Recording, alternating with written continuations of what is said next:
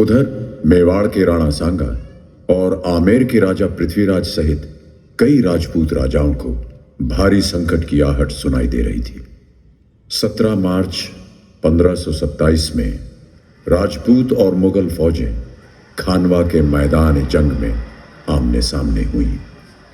राजपूतों की विशाल सेना को देखकर और उनकी वीरता के बारे में सुनकर बाबर चिंता में पड़ गए, लेकिन उनकी सूझबूझ और अंतिम युद्ध की ललकार से उनकी सेना का मनोबल बढ़ा। फतेह बाबर की हुई और मुगलिया बादशाहत की नींव पड़ी।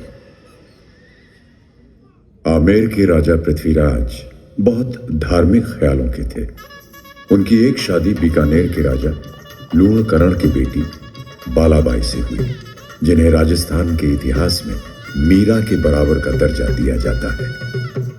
बालाबाई और पृथ्वीराज दोनों श्री कृष्णदास पाय हरि के शिष्य बने। श्री कृष्णदास रामानंदी संप्रदाय के प्रमुख और आमेर राजघराने के गुरु बने और आज तक हर शुभ काम में इनको याद किया जाता है। इतिहास में सदियां पांव तले से खिसकती धूप की तरह निकल जाती हैं। 16वीं और 17वीं सदी में मुगल हिंदुस्तान में अपनी सत्ता जमा चुके थे। हिंदुस्तान एक भक्ति भाव से गुजर रहा था। कृष्ण भक्त रहीम और रसखान ब्रज भाषा में दोहों की रचना कर रहे थे। ऊपर पंजाब में नानक की आवाज सुनाई दे रही थी। गगन में थाले रवचंद दीपक बने, तारे कमंडल जनक मोती, धूप माल आन लो पवन चमरो करे, सकल बन राए फुलंत ज्योति, कैसी आरती कैसी आरती हुई पावखंडना तेरी आरती।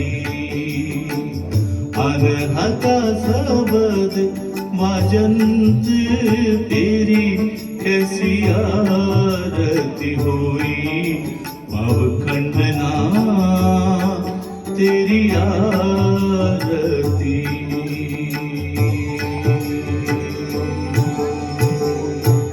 बनारस में तुलसीदास रामचरितमानस की रचना कर रहे थे। रघुकुल रीति सदा चली आए, प्राण जाए पर वचन न जाए। राजस्थान में रविदास और मीरा का एक तारा गूंज रहा था।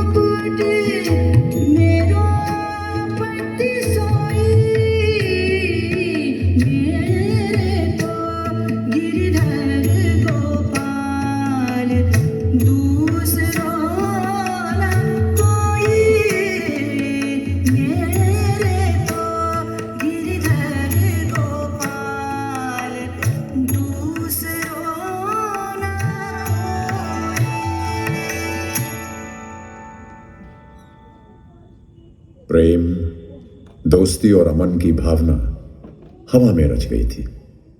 सियासत में भी दोस्ती और समझौतों की आवाज सुनाई दे रही थी। खाना जंगी रोकने का यही एक तरीका था।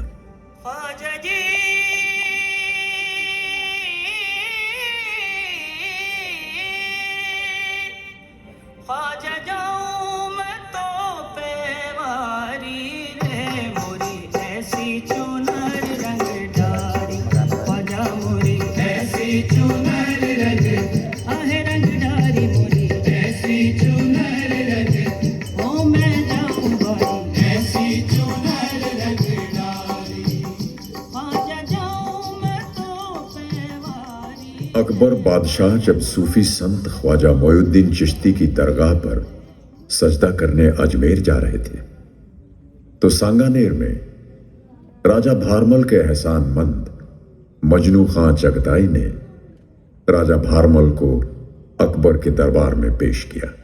जहां बना ये आमेर के राजा भारमल हैं, राजपूतों में कछवाहा कौम के मुखिया सरदार, तहजीब याफ्ता, नेक, बहादुर, अदब परस्त इंसान हैं। इनकी दिली ख्वाहिश है कि ये आपके जेरे साए में रहें। बहुत खूब। बादशाह बाबर ने फरमाया था कि हिंदुस्तान पर हुकूमत करने के लिए निहायत जरूरी है कि यहां की हर कौम की तहजीब, उसका मजहब, उसकी रिवायत, इन सब को इज्जत की नजर से देखते हुए बगैर किसी छेड़छाड़ किए उन्हें महफूज रखा जाए। हर आवाम की ख्वाहिश, उसकी उम्मीद को पूरा किया जाए। हम भी यही चाहते हैं। राजा भारमल, हम आपका इस्तकबाल करते हैं। फरमाइए, आप क्या चाहते हैं? जहां बना, मैं चाहता हूं कि अपनी बेटी का हाथ आपके हाथ में दूं। अपनी तलवार की सौगंध खाकर कहता हूं कि हम पुश्त दर पुश्त आपके और आपके खानदान के वफादार रहेंगे। हमें आपकी वफादारी पर पूरा यकीन है और ये रिश्ता बाइज्जत मंजूर करके हमें बेहद खुशी होगी। आपकी बेटी हिंदुस्तान की मलिका आजम होंगी और उनका खिताब मरियम उज़ ज़मानी होगा। 6 फरवरी 1562 सांबर में भारमल की बेटी हरकाबाई की शादी हिंदू रस्म के अनुसार बादशाह अकबर के साथ हुई।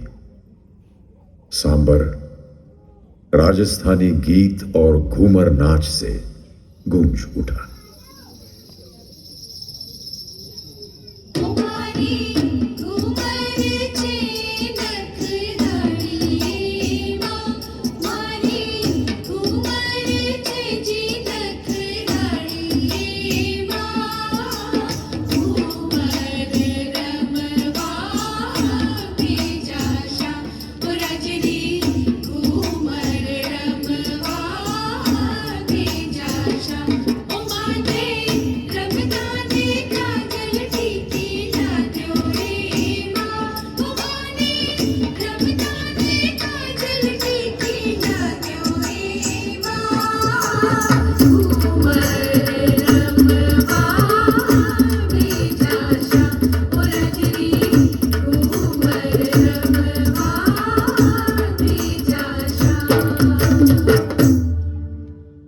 बाबर ने जिस गंगा जमनी तहजीब का जिक्र अपनी वसीयत में किया था, बादशाह अकबर ने उसे बखूबी अंजाम दिया। कछवाहा हुक्मरानों और मुगलों का यह पहला समझौता था जो एक ऐतिहासिक मोड़ साबित हुआ। उसी रिश्ते से वो राजपूत मुगल पैदा हुआ जो आगे चलकर मुगल सल्तनत का वली अहद बना और इतिहास में जहांगीर कहलाया। अकबर के महलों में ईद के अलावा जन्माष्टमी, दिवाली, दशहरा और होली के त्योहार भी मनाए जाने लगे। भक्ति सागर है 14 भुवन में उजागर है, ये तो किल बनी सदानंद किशोरी, मृगनयनी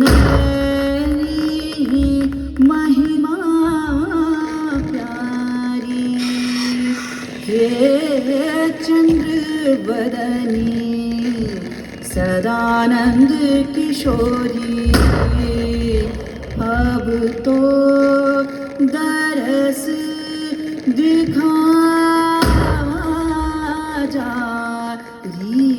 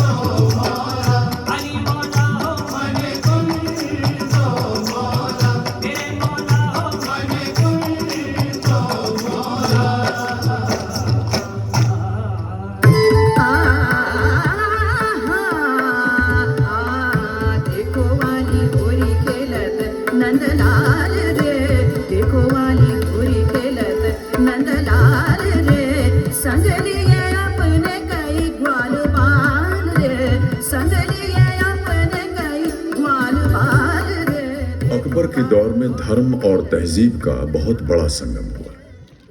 अकबर सांगानेर से जाते हुए राजा भारमल के पोते मानसिंह को साथ ले गए। राजा मानसिंह अकबर के 9 रत्नों में से एक थे और उनके सबसे बड़े सेनापति। संस्कृत, फारसी, राजस्थानी और हिंदी के विद्वान। 1599 में जब आमेर महल बना तो अकबर के दरबार की तरह आमेर भी विद्वानों, कवियों और दानिशवरों से भर गया। मानसिंह के जमाने में कलाओं का अद्भुत मिलन हुआ और यह भी हुआ कि रानियों के बैठने का भी प्रबंध किया गया और उनके पर्दे के लिए जालियां लगवा दी गईं।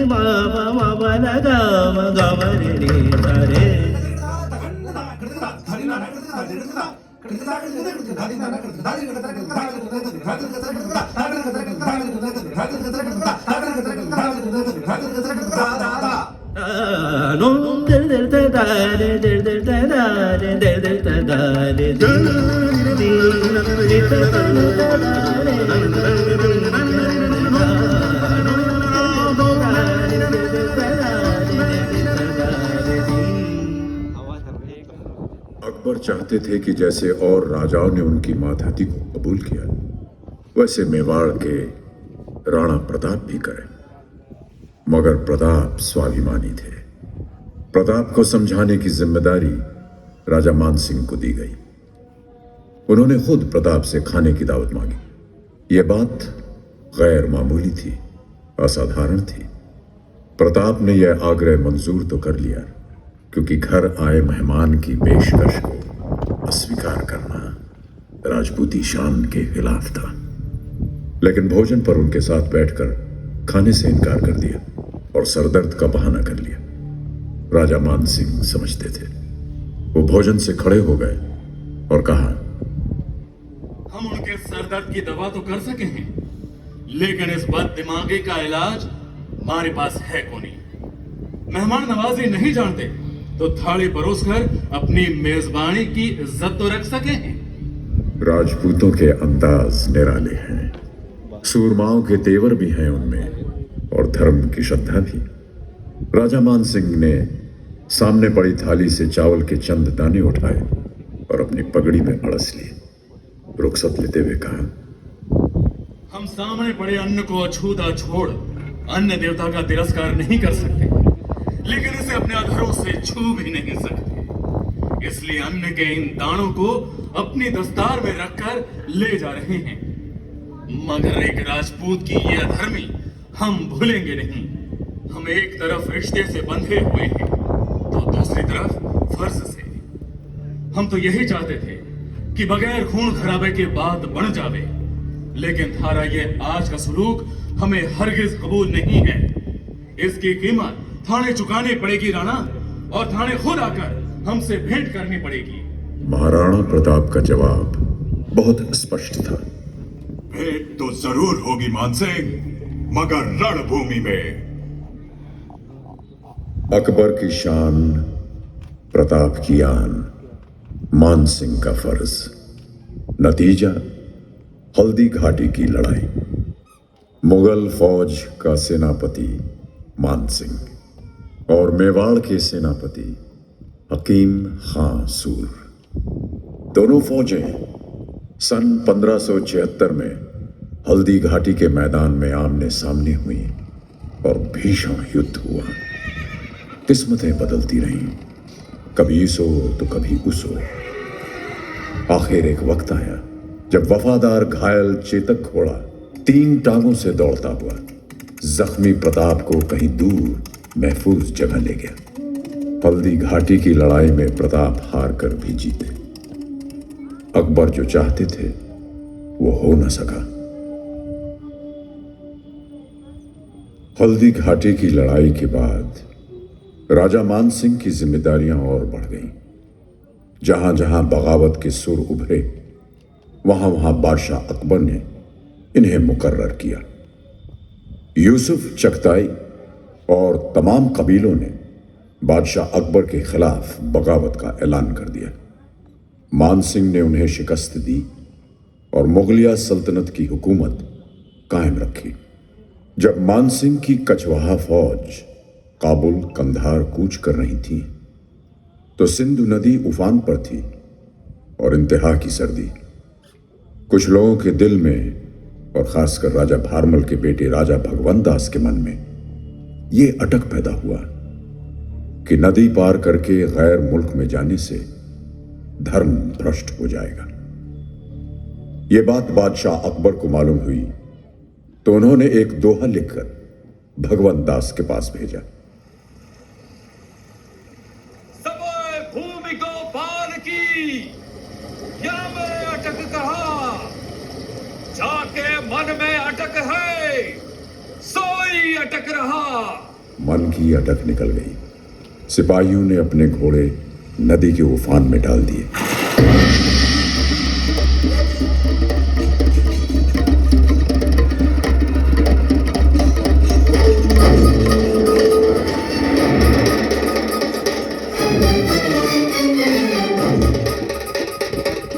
जंग लंबी थी। राजा मान सिंह को 6 साल लगे फतेह हासिल करने। फतेह के बाद चौमू समूद के ठग मनोहर दास ने अफरीदी, रोशनिया, यूसुफ जई, तारिकी और गौरी कबीलों के अलग अलग रंग के झंडों को मिलाकर राजा मान सिंह को सौंप दिया, जिससे आमेर का अपना पंचरंगी झंडा बना।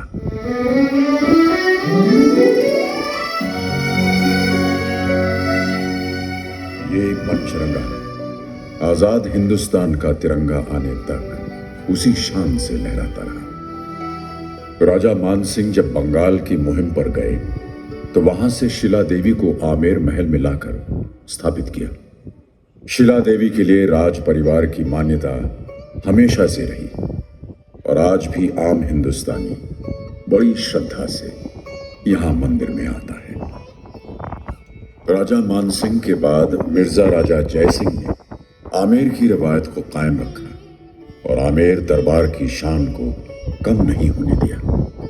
मिर्जा राजा ने आमेर का दीवाने आम बनवाया और ऐसी शानदार कारीगरी की कि आगरा का दीवाने आम भी उसके सामने मत पड़ गया।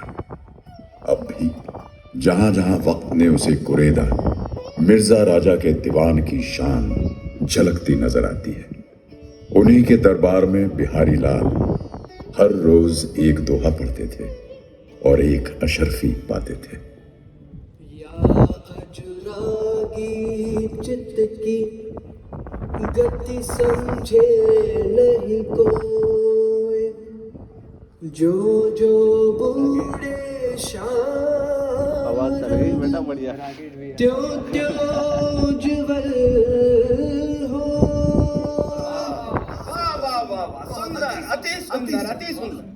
नहीं पराग नहीं मधुर मधु, नहीं विकास इहि काल। अली कली ही सौ बंध्यो, आगे कौन हवा। बहुत अच्छी सुंदर।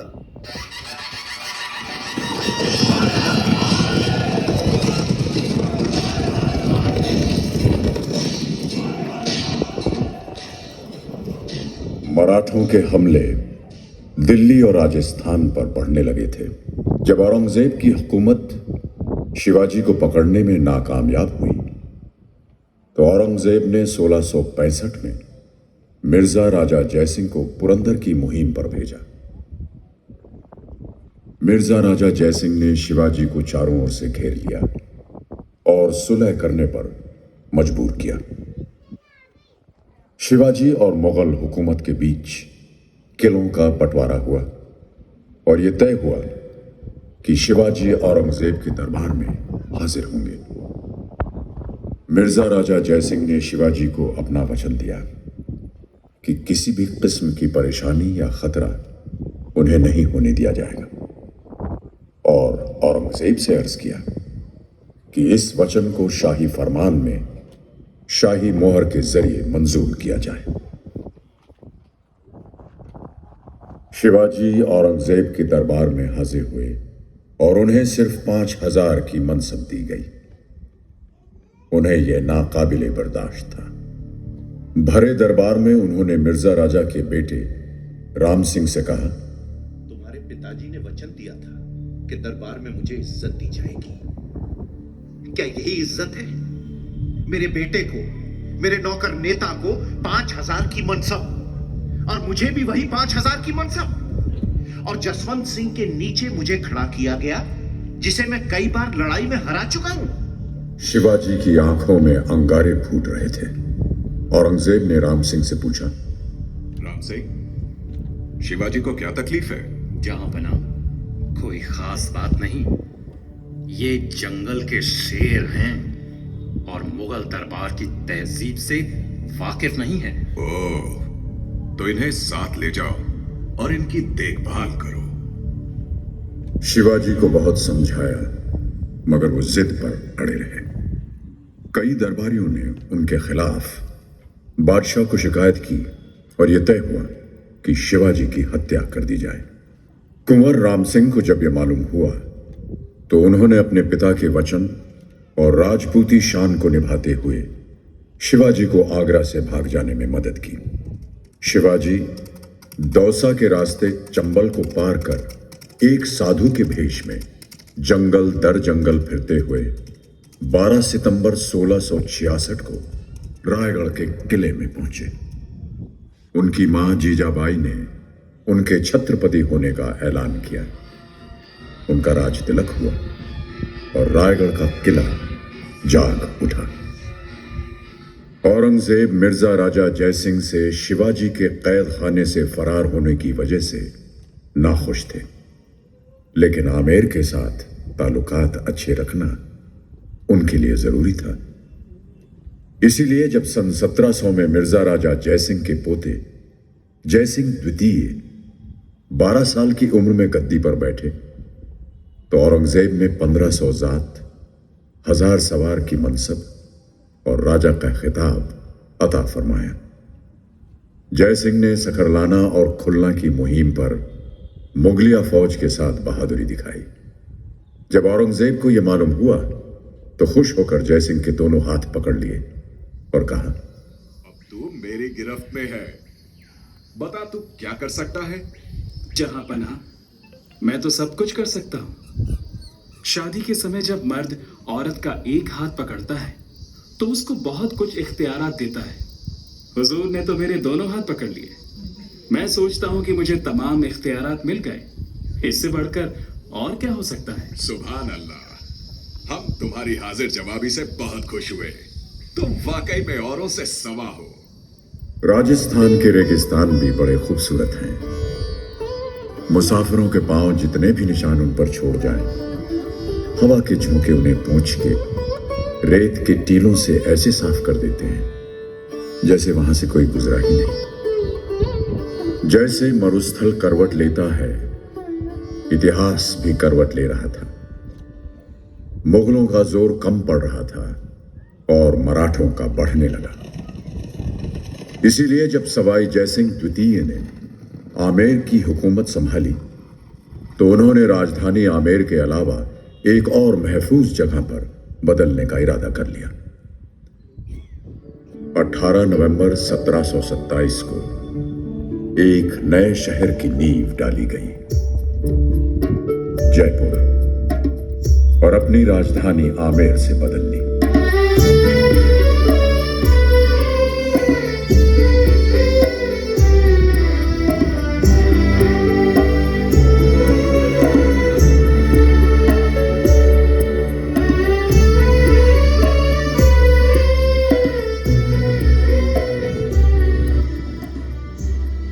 सवाई जयसिंह बहुत दूरंदेश इंसान थे। जयपुर हिंदुस्तान का पहला प्लान्ड शहर है जो एक खास खाके के अनुसार बना है। जयपुर की शान आज भी जयपुर जैसी है, हिंदुस्तान के सर पे दस्तार की तरह सजा है। सवाई जयसिंह को ज्योतिष, गणित और साइंस में बहुत दखल था। दिल्ली, जयपुर, बनारस, उज्जैन और मथुरा के जंतर मंतर उन्हीं की देन है। वो पहली ऑब्जर्वेटरीज हैं हिंदुस्तान की। यह गलत नहीं होगा अगर कहा जाए कि 300 साल पहले सवाई जयसिंह ने आधुनिक हिंदुस्तान की बुनियाद रखी थी। डिस्कवरी ऑफ इंडिया में पंडित जवाहरलाल नेहरू ने इनकी तारीफ में लिखा है, सवाई जयसिंह जैसा इंसान कहीं भी किसी भी जमाने में पैदा होता तो कमाल करता। वो सिर्फ एक हाकिम, एक जंगजू, एक सियासतदान ही नहीं, हिंदुस्तान के सबसे तारीख दौर में एक रोशन दिमाग लेकर पैदा हुआ था। जयपुर शहर के राजधानी बनते बनते आमेर की रौनक कम होने लगी। 600 साल के बाद आमेर को सुस्ताने का वक्त मिला, लेकिन मराठों के हमले बार बार उसे झंझोड़ कर जगा देते। इस बार सवाई जयसिंह को एक किले की जरूरत महसूस हुई जहां वे राजस्थान के खजानों को महफूज रख सकें। लूट खसूट के लिए बाहर से आए हमलावर ही नहीं, इस देश के अपने भी लोग थे। सन 1734 में सवाई जयसिंह ने नाहरगढ़ किले की तामीर शुरू की। यह किला आमेर के इतना नजदीक है कि लगता है सवाई जयसिंह ने अंगड़ाई ली और एक हाथ पहाड़ के उस कोने पर रख दिया। जयपुर के बालिग होने के साथ साथ आमेर की हैसियत घर के बड़े बुजुर्ग जैसी हो गई। वक्त एकांत में गुजरने लगा और अतीत से संभाल कर रखने के लिए बहुत कुछ था जिससे पुरानी यादें जुड़ी हुई थी।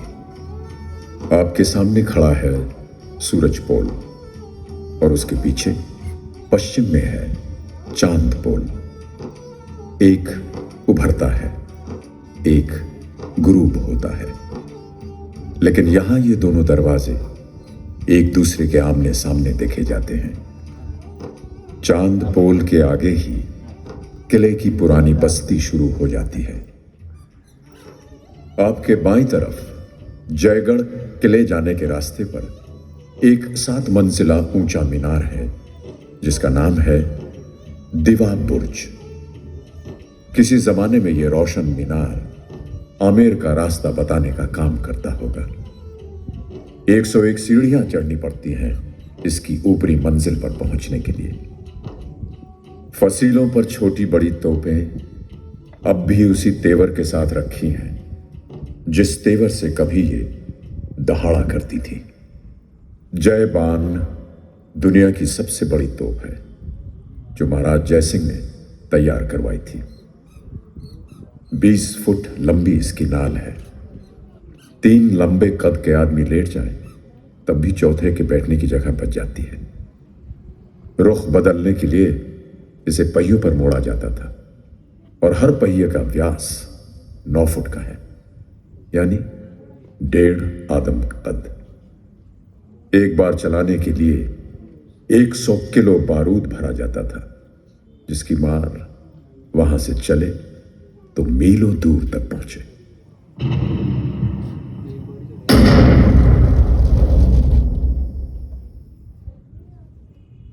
माजी को संभाले, अतीत को गले लगाए, आमेर तन्हाई में खोने लगा।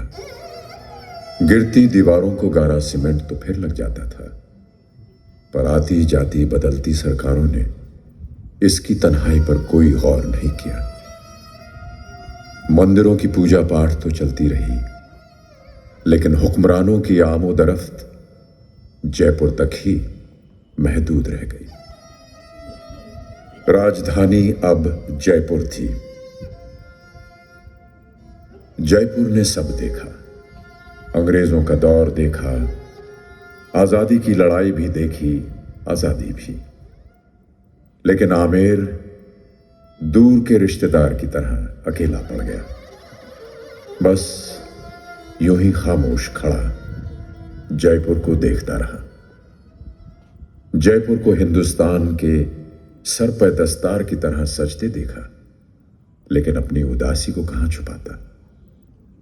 वक्त की बहुत गर्द गिरी सर पे। 2 सदियां गुजर गईं, हुक्मरान आए और चले गए। आखिरकार हिंदुस्तान में लोकतंत्र का दौर आया। आमेर फिर भी इंतजार करता रहा, कोई आएगा।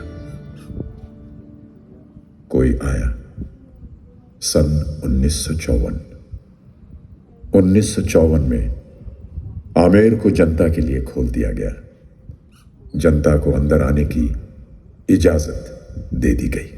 होंगे राजे राजकुंवर हम, बिगड़े दिल शहजादे, बिगड़े दिल शहजादे। हम सिंहासन पर जा बैठे, जब जब करे इरादे, जब जब करे इरादे। आमेर अब लोगों का था और लोग आमेर के। आमेर को आज भी याद आता होगा वो जमाना जब सुबह सुबह शिला माता के मंदिर में आरती की घंटियों और शंख की आवाज सुनाई देती थी। श्लोकों का पाठ, अकबरी मस्जिद से आजान, जहां बजता था शंख वहां होती थी आजान भी। नक्कार खाने से शहनाई की भैरवी, वो दरबारियों की चहल पहल, हाथियों की चिंगाड़, वो घोड़ों का हिनहिनाना, वो चौबदार की आवाज, बाअदब, बामुलाहिजा होशियार सूर्यवंश आमेर नरेश महाराज मान सिंह जी पधार रहे हैं। वो राजा का दरबार में नामुदार होना, वो सियासती बातें, वो रानियों की किलकारी, वो जनाने में गीत, वो दरबार में ध्रुव पद, वो घुंघरू की झनकार। इसकी किस्मत में लिखा है यूं ही चुपचाप खड़ा रहना, यूं ही दौरे जमाने को बदलते देखते रहना। ये गवाह है उस शाही जमाने की शान और शौकत का, ये गवाह है तख्त व ताज के बदलने का, ये गवाह है माजी का, आज का और आने वाले कल का।